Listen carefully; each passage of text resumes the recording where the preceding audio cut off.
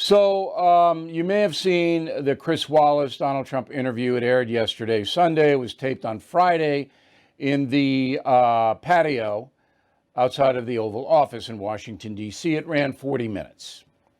All right. Wallace did a decent job with the interview. Not particularly incisive, but fair. Questions were relevant to your life.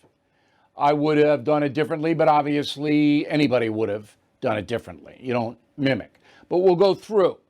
The most important thing in Donald Trump's life, in your life, in my life, and for every single American, is the pandemic.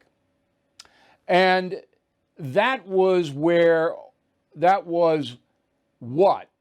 Chris Wallace led off with, as he should have. So he's going to Donald Trump, hey, it looks like things are out of control with this COVID.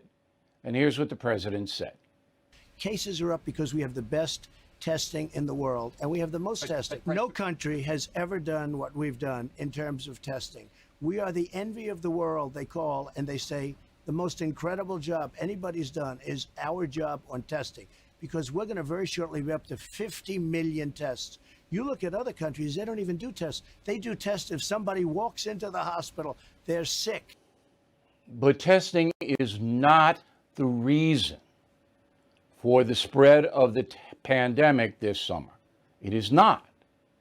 All right, it can identify where the problems are, but the reason is personal behavior, and Donald Trump does not understand that, nor does Chris Wallace. Again, it's personal behavior spreading the virus. That's what's going wrong in America. That people are going out partying, not wearing a mask, not social distancing, getting loaded on drugs and alcohol, mingling with strangers, and then taking the exposure they get home. Personal behavior. Let me give you an example. So on Friday night, July 17th, hundreds of people gathered in a section of Queens, New York, hundreds, to party. All right? So they were out there for hours with alcohol, with drugs.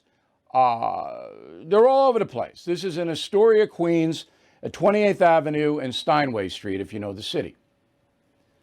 Now, the police didn't do anything about it because the police don't do anything about anything anymore in New York City.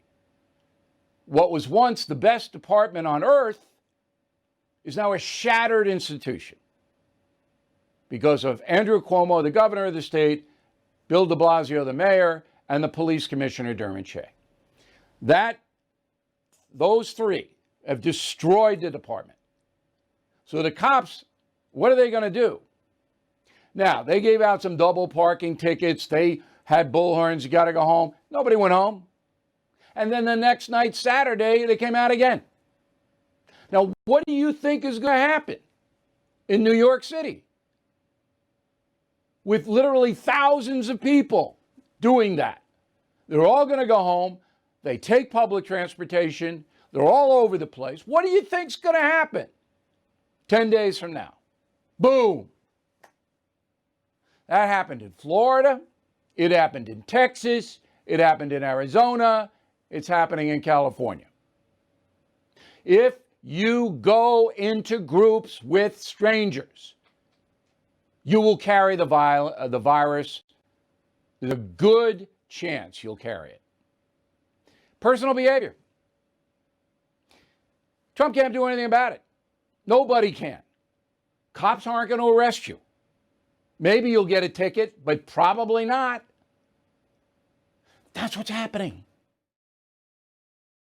Bill O'Reilly is back on TV and only on The First. No Spin News, every weeknight at 8 p.m. Eastern, only on The First.